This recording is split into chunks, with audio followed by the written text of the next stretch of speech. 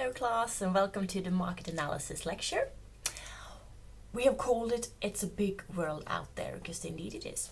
And here you see the map to illustrate that. The agenda for this lecture is that we're going to start with understanding the environment, like a macro perspective.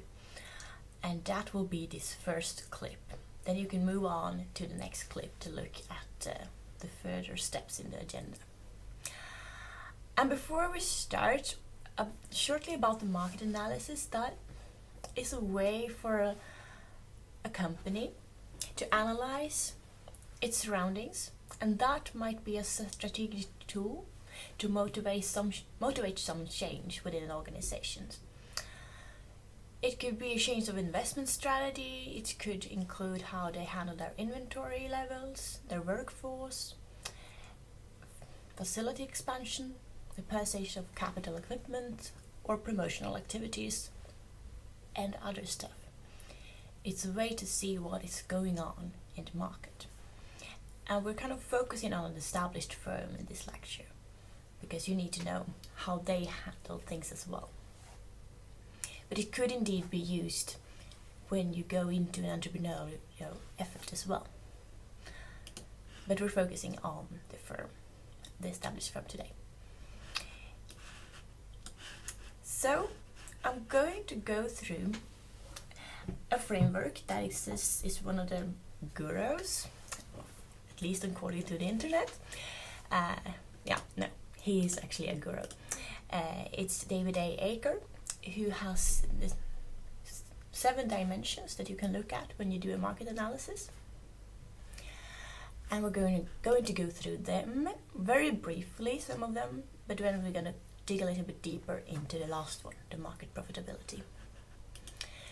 But if we start with the market size, when you look at the market, do you see how big is it today and how big can it be in the future? And then you look at the present sales and the potential sales in the future.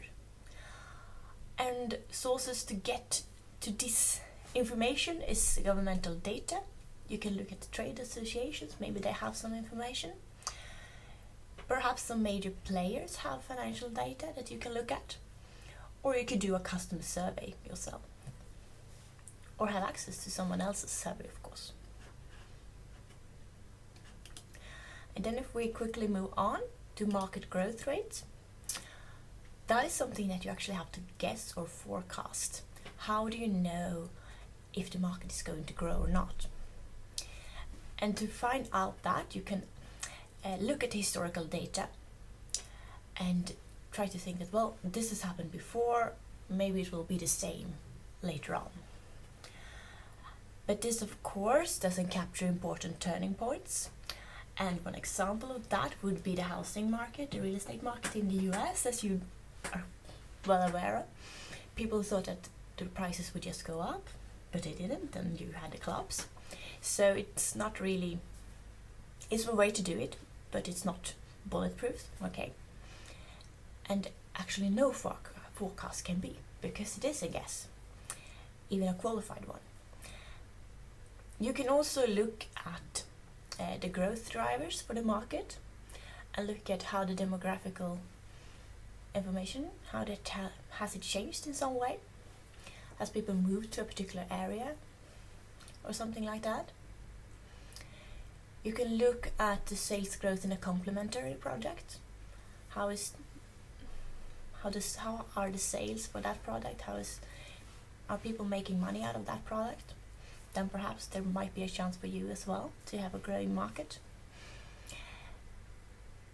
Look at a similar product. How is that diffused in the market? What might be one way to do it? And also look at the S-curve, the market phase in the S-curve. Is your market in a maturity phase or a saturation phase? You know, the last phase in the S-curve, where kind of prices are starting to decline, there's a lot of pressure on price, it's a kind of standardized product, and people can kind of easily shift between products because it's basically the same from different competitors. That sort of market might be very hard to penetrate. And it might also be a risk that there's a new technology that will disrupt this market and kind of change everything, and then your investment will be for nothing. So that is something that you can look at as well. Moving on to the market trends. What trends do we see in the market? And then you can use a tool called Pesto, and then you look at changing political landscape, changing economic conditions and distribution, changing social conditions, changing technological conditions, changing environmental conditions, and changing legal conditions. And if you want to do it a bit simpler, you can remove two of them. Then you remove the changing environmental conditions and the legal conditions, and then you get PEST, which is a four-fielder. And of course, as we are moving into the realm of economics love four-fielders. But if we look at the market trends from a PEST perspective, we look at the political, economic, socio-cultural, and technical changes. And political, that could be government type and stability, freedom of press, rule of law, and levels of bureaucracy and corruption, regulation and deregulation trends, social and employment legislation, tax policy and trade and tariff controls, environmental and consumer protection legislation, likely changes in political environment. So those are some examples of the political. As for the economic, we have stage of business cycle, current and project economic growth, inflation and interest rate, unemployment and labor supply, labor costs, levels of disposable income and income distribution, impact of globalization, likely impact of technological or other changes on the economy, likely changes in the economic environment, and so on. And then we have the socio-cultural, that is population growth rate and age profile, so population health, education, and social mobility, as well as attributes to these. Population employment patterns, job market, freedom, and attributes to work. Press attitudes, public opinion, social attitudes, social taboos. Lifestyle choices and attitudes to these, social culture changes, and so on. And finally, bear with me, the technical trends. That could be impact on emerging technologies, impact of internet and reduction in communication costs and increased remote working, research and development activities, and impact on technology transfer, and so on. And when you use this, the tricky thing could be to actually, you find a lot of trends within the market and then you try to group them, and you can group them in this manner. And some of the trends might fit into several of the categories, because this is a model, it is not a complete mirroring of the real world as we talked about. And now I'm going to show you a little clip of some trends in the healthcare sector. Today, we're seeing new technologies make healthcare more personal with patient-centric digital innovations. From genomic data to self-monitoring devices that can interpret personal data and enable targeted care, to cloud platforms that enhance collaboration between life sciences companies, healthcare providers, and the actual patients they serve. Let's move on. We go to the industry cost structure and order value chain, which is another dimension. And this is Porter who made this model. And it's basically that you have, first you have the inbound logics, the first one in the model here. That is basically when you get stuff to your warehouses and you buy them and you get them there, and then you take them to the operations where you do something with the things that you bought and make them into something. And then you put them into the outbound logics where you put them in your own warehouses and you distribute them through distribution channels of different kinds perhaps, so that they reach your clients or your customers. And then you have the marketing and sales around that, so that people actually do buy what you did in your made in your factory. And when people have bought it, you have the service facility. The people that can call in and say, okay, this doesn't work, please help me out. Or can I get a refund or something like that. And underlining this, you have the firm infrastructure, you have the H&R management, which is human resources, kind of handling your personnel.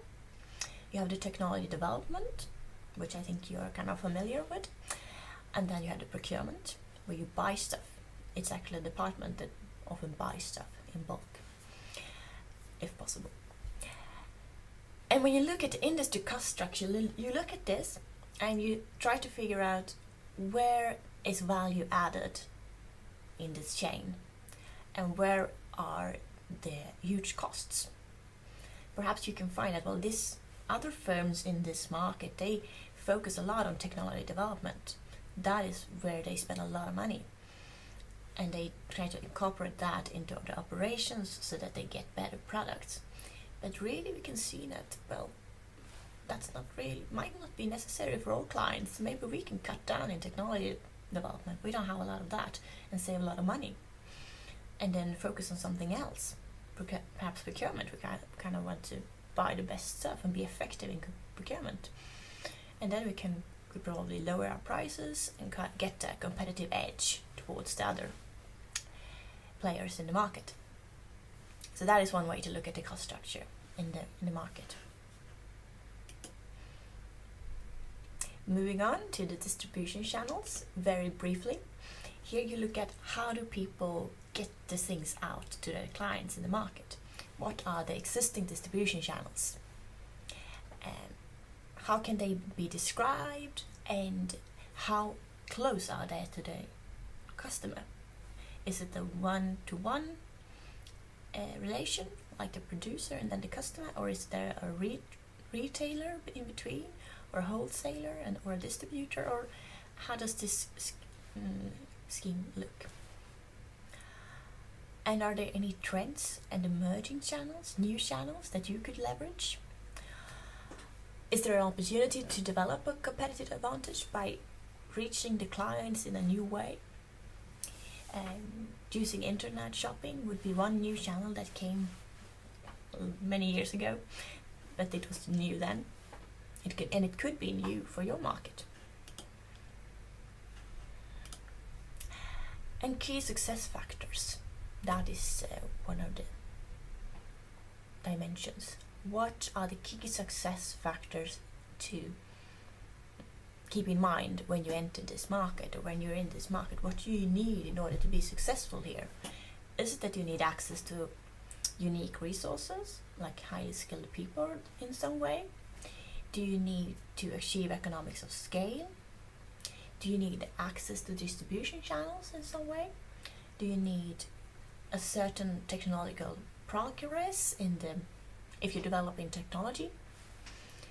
Or do you need to be close to the client base? It could be several things that could be key success factors, but it's an important dimension to not forget when you look at the market and the environment as a whole.